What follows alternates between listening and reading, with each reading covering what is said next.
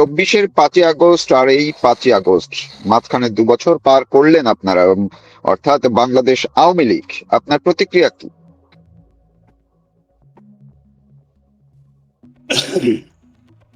জি, আপনাকে ধন্যবাদ তৌফিক ভাই। শুনতে পাচ্ছেন নিশ্চয়ই। জি, শুনতে পাচ্ছি, আপনি বলুন।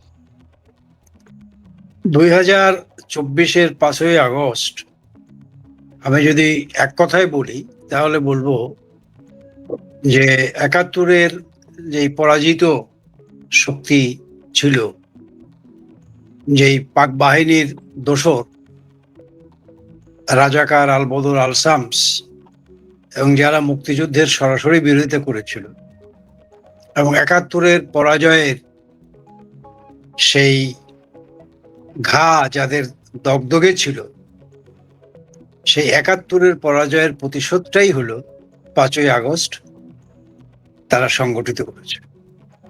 এবং এই 5ই আগস্ট একটা জঙ্গি হামলা, একটা বর্বরচিত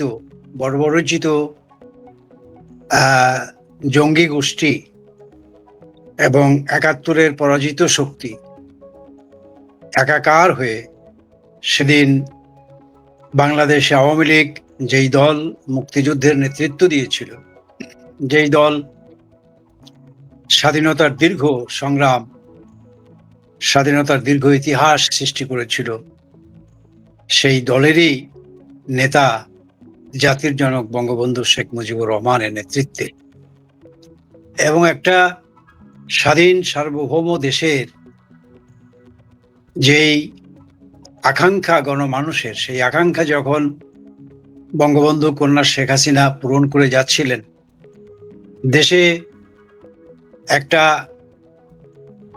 বিরল বলবো মানে ইতিহাসের এক বাকজয়ী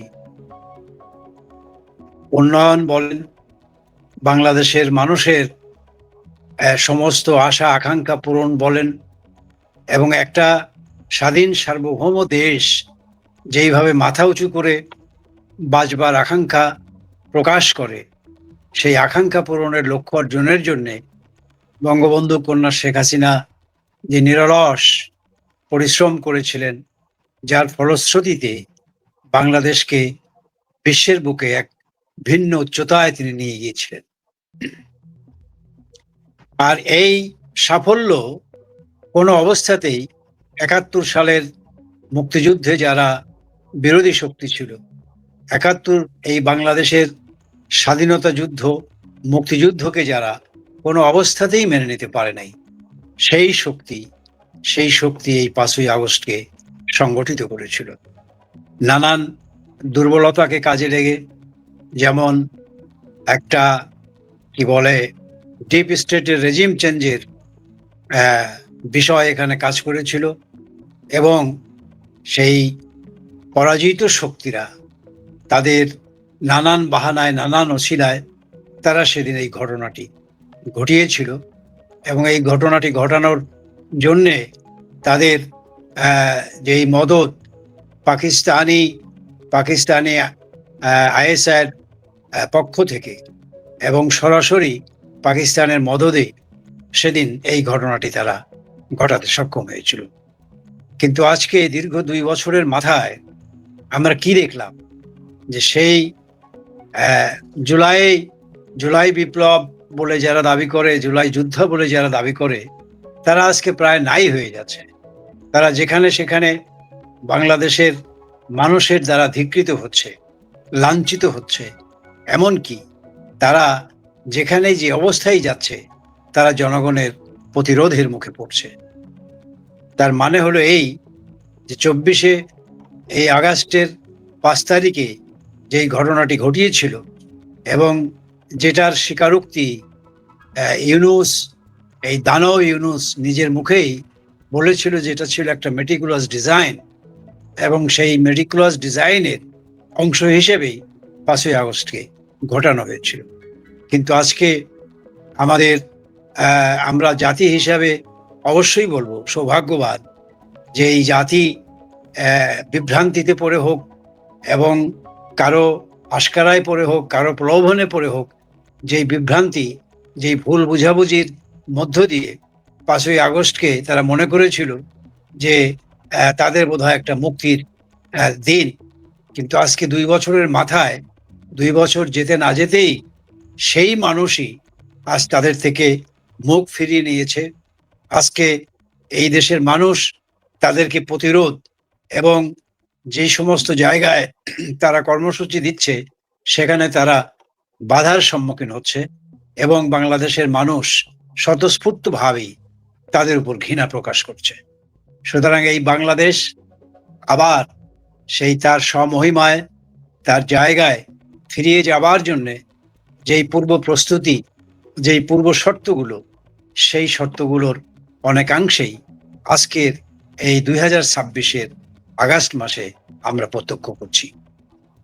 যে আমি একটু জানতে চাইবো আপনার কাছ থেকে যে তাহলে এই আগস্টের পরে সামনে কি হবে, মানে আগামীকালকের পরে সামনে যে নতুন আরো একটা সময় যে আসবে তখন কি হবে, কিন্তু সেই প্রশ্নের উত্তরে যাবার আগে আপনার কাছ থেকে একটু শুনতে চাই, যেহেতু আপনি বাংলাদেশ আওয়ামী লীগের প্রেসিডিয়াম সদস্য, আপনি দীর্ঘ পোড় খাওয়া একজন রাজনীতিবিদ, সাবেক মন্ত্রী ছিলেন। আওয়ামী লীগ যে ২০২৪-এর ৫ই আগস্টের মধ্যে দিয়ে যে একটা বিপর্যয়ের মধ্যে পড়ে গেছে, সেইটা এই ২ বছরে কতটুকু একটু ঘুরে দাঁড়ানোর পর্যায়ে চলে আসছে, এইটুকু একটু আগে শুনে তারপরে আমরা যাব সামনের উত্তর শুনতে। দেখুন, একথা অস্বীকার করবার কোনো কারণই নাই যে ২০২৪-এর ৫ই আগস্টের এই জঙ্গলি বাহিনীর আক্রমণের লক্ষ্যবস্তু হয়েছিল বাংলাদেশের স্বাধীনতা, মুক্তিযুদ্ধের চেতনা এবং আপনার বাংলাদেশের যে আবহমান কালের কৃষ্টি, কালচার, সংস্কৃতি এবং বঙ্গবন্ধুর যেই সমস্ত স্মৃতিচিহ্নগুলো তারা ভেঙে চুরে চুরমার করে দিয়ে পাকিস্তানের সেই বেদিমূলে যে ফেরত যাবার সমস্ত ধরনের ব্যর্থ চেষ্টা তারা করেছে। আজকের এই ৫ই আগস্টে এসে দাঁড়িয়ে বলতে হয় যে বাংলাদেশের মানুষ সম্পূর্ণটাই তাদের উপলব্ধিতে এই ধরনের একটা ভয়ানক ষড়যন্ত্র এবং দেশ বিরোধী চক্রান্তের ব্যাপারে তারা রুখে দাঁড়িয়েছে এবং সেই সঙ্গে সঙ্গে বাংলাদেশ আওয়ামী লীগও সেই বিপর্যয়ের জায়গা থেকে আমরা অনেকটাই নিজেদেরকে উত্তরণ ঘটাতে সক্ষম হয়েছি এবং বাংলাদেশের মানুষের অকণ্ঠ সমর্থন, তাদের প্রিয় নেত্রী বঙ্গবন্ধু কন্যা শেখ হাসিনার এই যে বিতাড়ন করা হয়েছিল, জোর করে দেশান্তর করা হয়েছিল, সেই প্রিয় নেত্রীকে তারা তাদের কাছে আবার ফেরত পাবার যে আকুতি, তাদের যে ব্যাকুলতা এবং তাদের প্রিয় নেত্রী বঙ্গবন্ধু কন্যা শেখ হাসিনাকে বরণ করে নেওয়ার জন্যে তাদের যে আকাঙ্ক্ষা, সেই আকাঙ্ক্ষা ভেতর দিয়েই আমরা মনে করি যে ওই ৫ই আগস্টের চক্রান্ত ষড়যন্ত্রের জাল যারা বিস্তার করেছিল সেই জাল ছিন্ন হয়েছে এবং মানুষ অনেকটাই ঘুরে দাঁড়িয়েছে এবং এই ঘুরে দাঁড়ানোটাকে একটা প্রতিরোধী চরিত্রে রূপ দিতে হয়তো আর কিছুদিন সময় আমাদের লাগবে, কিন্তু অবশ্যই মনে করি যে বাংলাদেশের মানুষের হৃদয়ে, বাংলাদেশের মানুষের কাছে যেই আওয়ামী লীগ ছিল একমাত্র মুক্তির পথ, যেই আওয়ামী লীগ ছিল তাদের দিশারি এবং যেই আওয়ামী লীগকে ভরসা করেই বাংলাদেশের মানুষ একদিন বঙ্গবন্ধুর নেতৃত্বে স্বাধিকার আন্দোলন, লড়াই, সংগ্রাম এর বাঁকে বাঁকে উত্তরণ ঘটিয়ে সবশেষে মুক্তিযুদ্ধ করেছিল এবং তাদের দেশমাতৃকাকে মুক্ত করেছিল পাক হানাদারদের কাছ থেকে। সেই একই চেতনা নিয়ে আজকেও বাঙালি জাতি ঘুরে দাঁড়াবার জন্যে সমস্ত বাধা বিপত্তি, সমস্ত কিছুকে উপেক্ষা করে তারা প্রস্তুতি নিচ্ছে এবং আপনি নিশ্চয়ই জানেন। প্রস্তুতির কথা বললেন, আমি শেষ করব আপনার এই কথাটুকু শুনে যে আমরা ইতিমধ্যেই সবাই জানি যে বাংলাদেশ আওয়ামী লীগের সভানেত্রী শেখ হাসিনা ডিসেম্বরের মধ্যে তিনি দেশে ফিরবেন। আগামীকালকে তিনি আরেকটি সংবাদ সম্মেলনের বক্তব্য রাখবেন। তো এই ক্ষেত্রে সরকারের পক্ষ থেকে অর্থাৎ বিএনপি সরকার যারা ক্ষমতা আছে তারা এবং অন্য সবাই নানান হুমকি ধমকি দিচ্ছে। ওই যে আপনি যাদের কথা বলেন, কেউ কেউ বলছে এয়ারপোর্ট থেকেই ধরে নিয়ে ফাঁসির মঞ্চে উঠাবে। এই পরিস্থিতির সামনে কিভাবে মোকাবেলা করবেন আপনারা, বাংলাদেশ আওয়ামী লীগ? দেখুন, বঙ্গবন্ধু কন্যা আওয়ামী লীগের সভানেত্রী এবং বাংলাদেশের সবচাইতে জনপ্রিয় প্রধানমন্ত্রী শেখ হাসিনা নিজেই বলেছেন যে আমার দলের রাজনীতির মূল শক্তি হলো বাংলাদেশের জনগণ।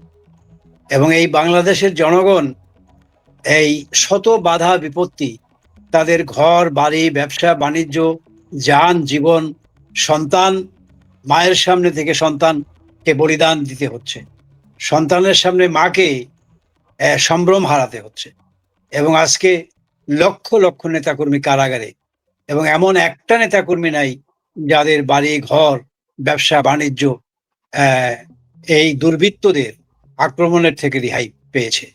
সুতরাং এমন একটা অবস্থায় বাংলাদেশের মানুষ যখন ঘুরে দাঁড়াবার এই সাহস ব্যক্ত করছে, এবং আমাদের নেত্রী যখন বলেছেন বাংলাদেশের মানুষই হলো আমার রাজনৈতিক অঙ্গীকারের একটি বড় বড় আশ্রয়ের জায়গা, এবং সেই জনগণের উপর ভরসা করেই তিনি ডিসেম্বরের মধ্যেই বাংলাদেশে ফিরে যাবার ঘোষণা দিয়েছেন। এবং সেই বাংলাদেশে ফিরে যাবার ঘোষণা যে তিনি একটা কার্যকর পদক্ষেপের মধ্যে রূপান্তরিত করবেন, এ ব্যাপারে কারোই কোনো সন্দেহ থাকবার কথা নয়। এবং আমরা মনে প্রাণে বিশ্বাস করি বঙ্গবন্ধু কন্যা শেখ হাসিনা ডিসেম্বরের মধ্যেই বাংলাদেশে ফিরে যাবেন, এবং সেই লক্ষ্য নিয়ে বাংলাদেশে আওয়ামী লীগের বিভিন্ন পর্যায়ের নেতা কর্মী শুভানুধ্যায়ী যারা আছে তারা তো বটেই, বাংলাদেশের জনগণও অধীর আগ্রহে অপেক্ষা করে আছে তাদের নেত্রীকে বরণ করবার জন্য। এবং এর মধ্যে আজকের যেই সরকার ইউনূসের একটি প্রলম্বিত সরকার, ইউনূসের একটা বর্ধিত সরকার, এই সরকার নানাভাবে নানান চক্রান্ত ষড়যন্ত্রে আবার মেতে উঠেছে বঙ্গবন্ধু কন্যা শেখ হাসিনার এই যাওয়াকে প্রতিরোধ করবার জন্য, রোধ করবার জন্য। কিন্তু আমাদের অতীত অভিজ্ঞতা বলে যে মানুষ যখন দাঁড়িয়ে যায় কোনো কিছুর পেছনে, মানুষ যখন কাতারবদ্ধ হয় তাদের সুনির্দিষ্ট আকাঙ্ক্ষাকে সামনে নিয়ে, সেই আকাঙ্ক্ষার সামনে, সেই প্রতিরোধের সামনে কোনো শক্তি সেই প্রতিরোধকে দমাতে পারে না। সুতরাং আজকের এই সরকার তাদের শুভবুদ্ধির উদয় হবে আশা করি, যে আজকে বঙ্গবন্ধু কন্যা শেখ হাসিনার মাটি, তার নিজের মানুষ, তার নিজের জায়গা, তার নিজের স্বদেশ ভূমি, সেখানে তিনি ফিরে যাবেন। সেই জায়গায় অবশ্যই সরকার তার এই মতভ্রম থেকে ফিরে আসবে। এবং তিনি তো বলেন নাই যে সরকার পতনের জন্য তিনি দেশে ফেরত যাচ্ছেন। তিনি আইনের সুশাসন এবং আইনের সদ্ব্যবহার, রুল অফ ল, যেটা আজকে বাংলাদেশে নির্বাসিত, তিনি সেই আইনের মুখোমুখি হবেন, তিনি দ্ব্যর্থহীনভাবে ঘোষণা করেছেন। তো সুতরাং আমরা বিশ্বাস করি যে বঙ্গবন্ধু কন্যা শেখ হাসিনার সেই আইনের আশ্রয়টুকু পাওয়ার সুযোগ অন্তত থাকবে, এবং সেই জায়গায় এই সরকারও এমন কোনো কর্মকাণ্ডে লিপ্ত হবে না যাতে করে তাদেরও দিন শেষ হয়ে আসে। সুতরাং আমাদের প্রস্তুতি আছে, এবং এই প্রস্তুতি নিয়েই বঙ্গবন্ধু কন্যা শেখ হাসিনাকে নিয়ে আমরা বাংলাদেশের মাটিতে বাংলার মানুষের কাছে ফেরত যাব।